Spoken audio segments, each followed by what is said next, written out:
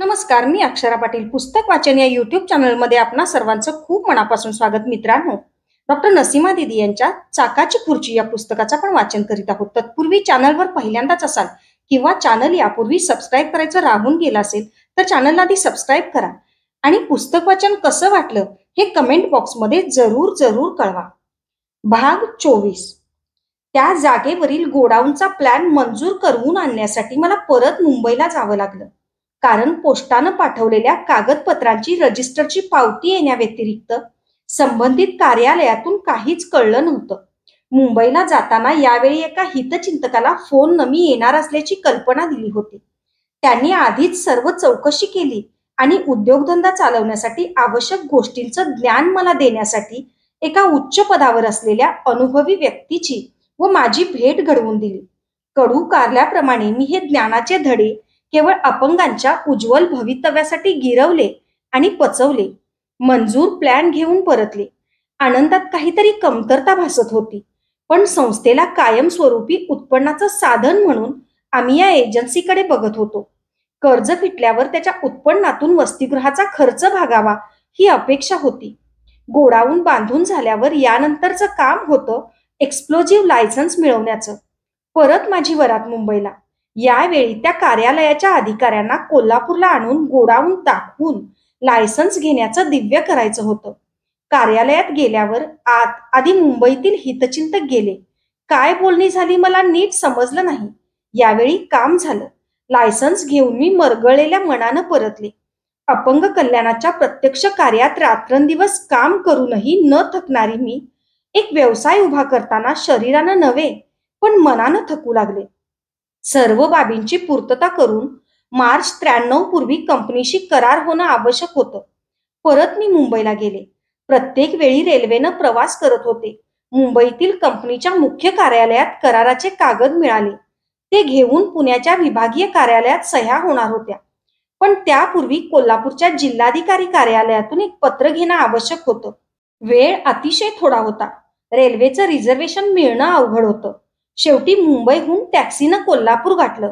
वाटेत कराडजवळ एका टँकरला आग लागल्यानं तासभर थांबावं लागलं.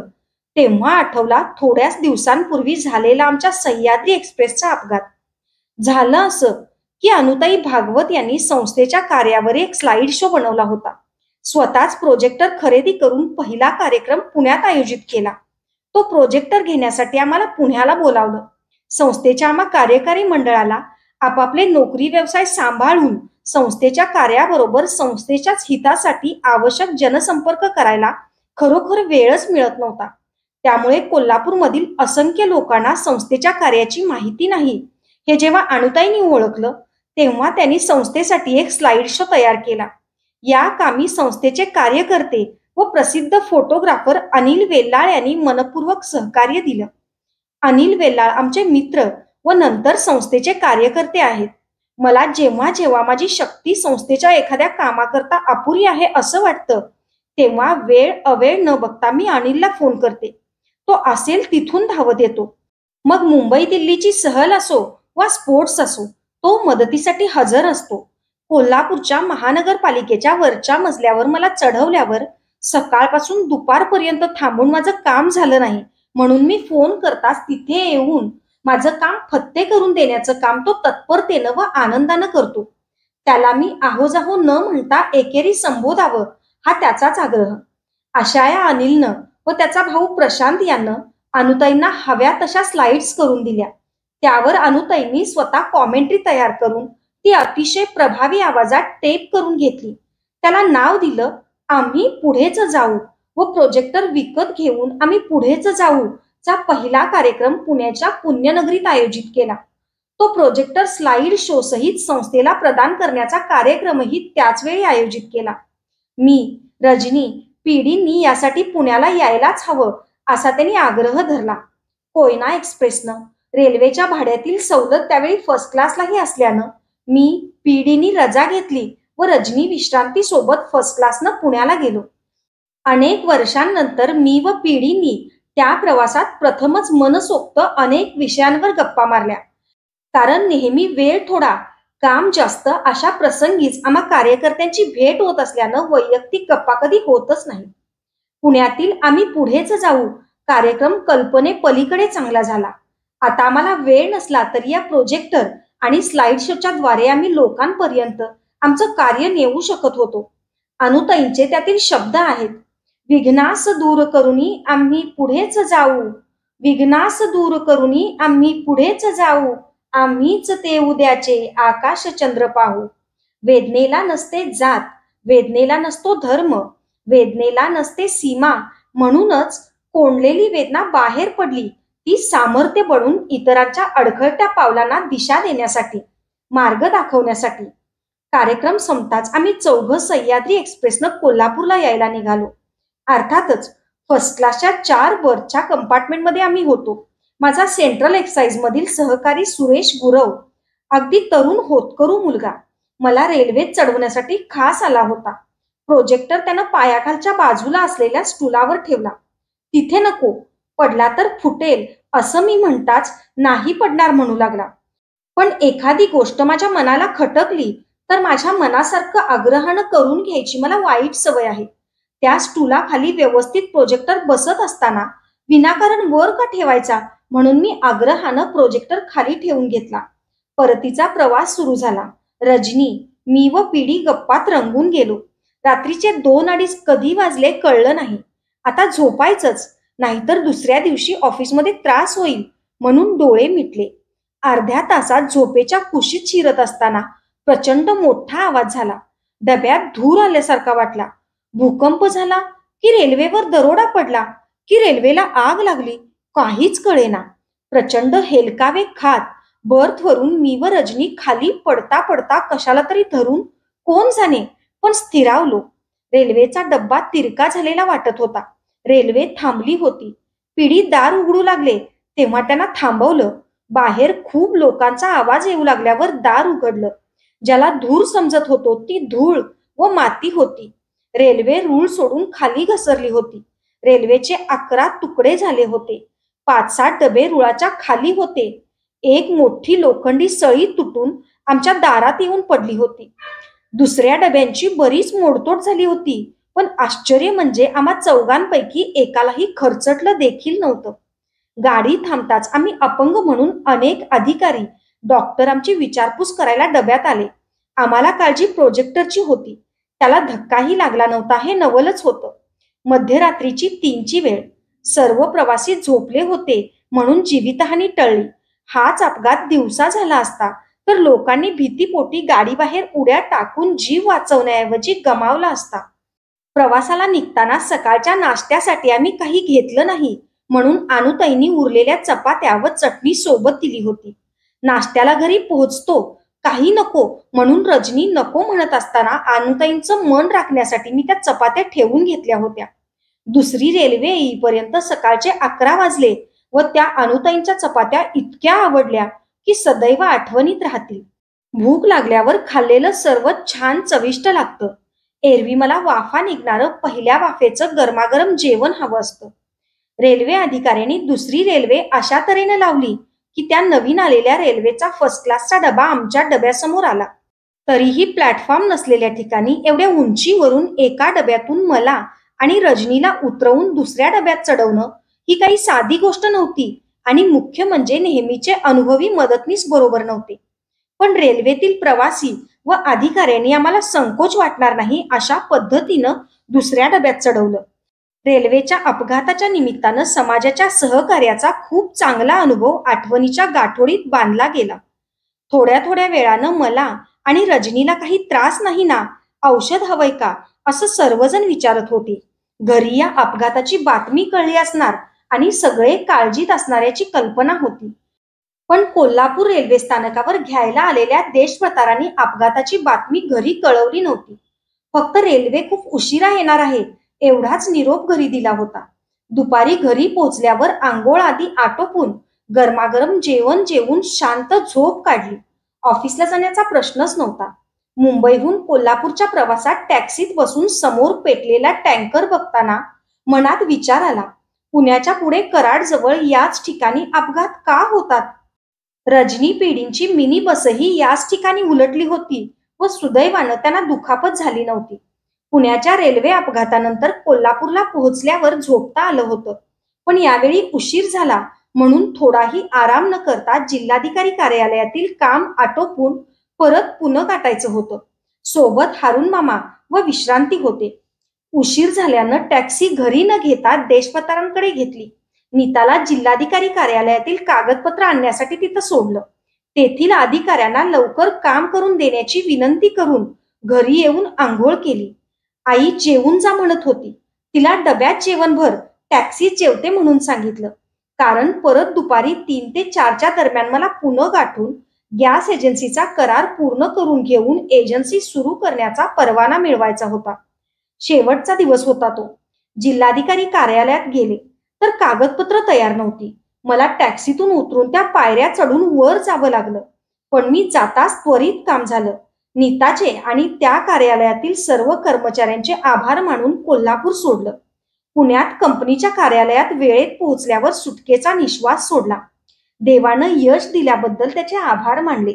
सर्व कागदपत्रांवर त्या अधिकाऱ्यांच्या व माझ्या सह्या होऊन कोल्हापूरला मध्यरात्री पोहोचले. आता आम्हाला गॅस कनेक्शनसाठी बुकिंग करून घेता आलं असतं. काहींनी सल्ला दिला, इतर डीलरसारखं बुकिंग करून घ्या, एकदम जास्त बुकिंग करू नका. मी स्वतः अनेक वर्ष गॅससाठी बुकिंग करू शकले नव्हते.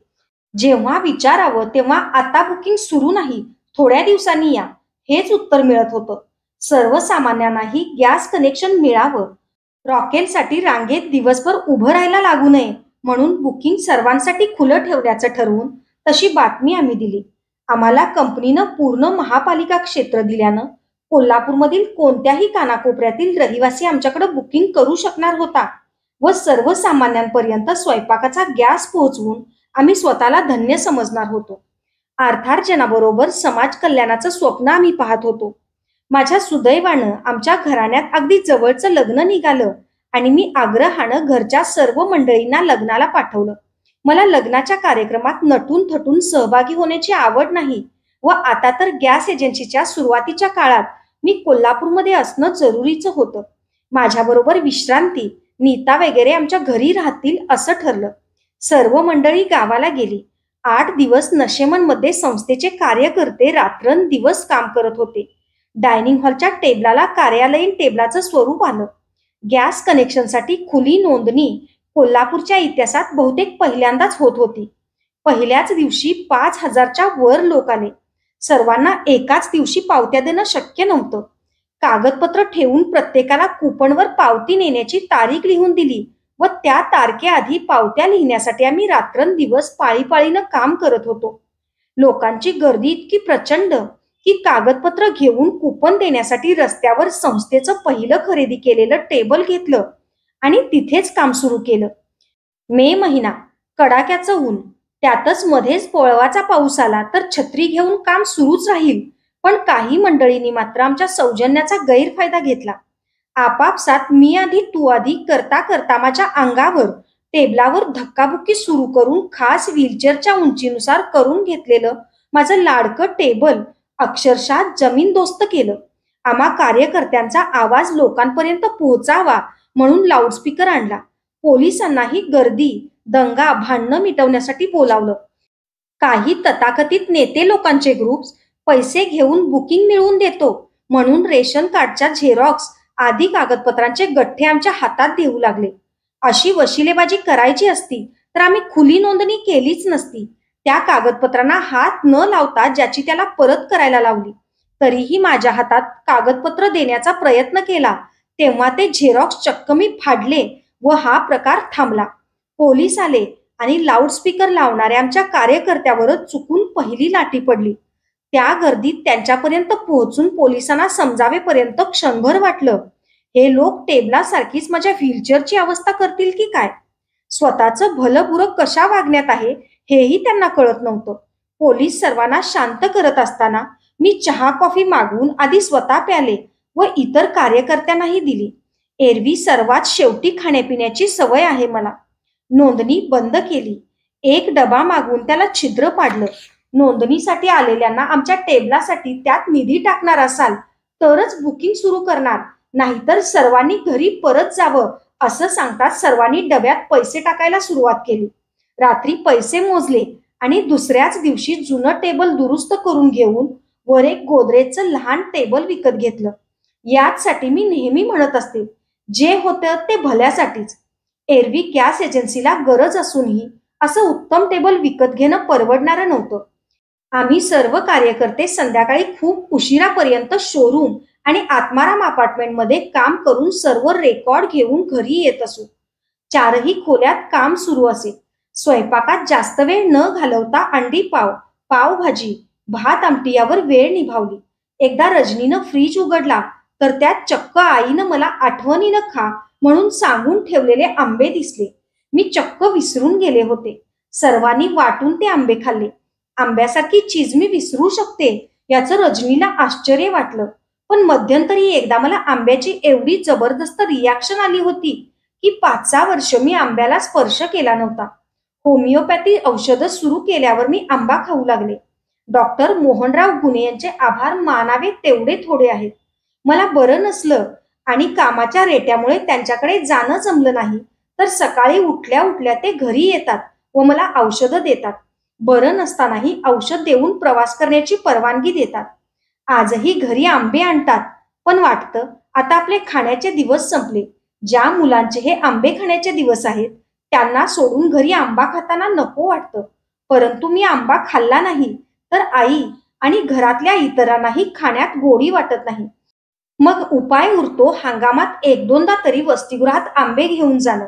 या बाबतीत मामा, वाडीकर दादा आणि अजीज माझ्या भावना न सांगता ओळखून वसतिगृहात एकदा तरी आंबे घेऊन पाठवतात. मामा तर प्रत्येक ईदला दूध आणि मेवा शिरकुर्म्यासाठी आठवणीनं पाठवतात. त्यामुळे मीही शिरकुर्मा करायला शिकले आणि तो आई इतका चांगला होतो हे सांगताना मला आनंद होतो. गॅस एजन्सी सुरू झाली. आम्ही कार्यकर्त्यांनी पाळीपाळीनं ज्याला जितकी जमेल तेवढी आपल्या नोकरीच्या कार्यालयातून जास्तीत जास्त रजा काढून शोरूममध्ये पूर्णवेळ ड्युटी केली. गॅस एजन्सीची घडी आम्ही बसवण्याचा प्रयत्न केला पण म्हणावं तसं यश आलं नाही. कारणं अनेक होती. आमच्याकडे बुकिंग केलेल्यांची नवीन कनेक्शन्स देण्याची ऑर्डर येऊन कनेक्शन देऊ लागताच इतर डीलर्सकडे पूर्वी नाव नोंदणी केलेल्यांच्या तक्रारी आल्यानं इतर डीलर्सकडे नोंदणी केलेल्यांची यादी आमच्याकडे आली. त्यांना कनेक्शन देणं सुरू केलं. अनेक जणांनी 10-10 वर्षापूर्वी नाव नोंदणी केली होती. मधल्या काळात दुसरीकडून कनेक्शनची सोय केल्यानं त्यांच्याकडे शेगड्या होत्या. डीलरला फक्त गॅस शेगडीतील नफा मिळतो. बाकी डिपॉझिट रक्कम व गॅसची किंमत कंपनीला जाते. सिलेंडरच्या कमिशनमधून पेट्रोल, पगार, भाडं, टेलिफोन, लाईट, पाणी एक ना अनेक खर्च जाता काही शिल्लक राहत नसे. कर्जाचे हप्ते फेडणंही कठीण. व्याज भरताना मनाला दुःख होई. इतके कष्ट करून मेहनतीचा पैसा कमवून संस्था चालवायची इच्छा असताना हे काय चाललं आहे कळत नसे. आम्ही ग्राहकांना विनंती करायला सुरुवात केली की तुम्हाला कनेक्शन मिळत आहे, शेगडी घेतली नाही तर आम्हाला कार्यासाठी देणगी द्या. काही जण आनंदानं देणगी देत, काही देत नसत. आम्ही कार्यकर्ते नोकरीवर हजर झालो. स्टाफच्या हाती एजन्सी सोपवली. स्टाफ व्यवस्थित एजन्सी चालवत होता. मी आता पूर्ण माझं लक्ष उचगाव येथे मिळालेल्या जागेवर केंद्रित करायचं ठरवलं. एजन्सीचं कर्ज फिटेपर्यंत वसतिगृह बांधून पूर्ण व्हायला हवं होतं. म्हणजे एजन्सीतून मिळणारं उत्पन्न वसतिगृहासाठी वापरता येणार होतं. उचगावच्या जागेवरील प्लॅन आर्किटेक्ट प्रमोद बेरी यांनी बनवला. तत्पूर्वी आम्हा अपंगांना काय हवं काय नको यासाठी त्यांच्या ऑफिसमध्ये उचगाव साईटवर बैठकी भेटी झाल्या. अत्यंत तन्मयतेनं ते आमच्या गरजा ऐकून घेत. अनेक वर्षांपासून स्वेच्छेनं संस्थेकडे दरवर्षी देणगीचा चेक पाठवून संस्थेच्या कार्याचं कौतुक करणाऱ्या देणगीदारांपैकी हितचिंतकांपैकी ते एक होते. खडकी येथील लष्करांच्या अपंग जवानांसाठी बांधलेली इमारत ते बघून आले.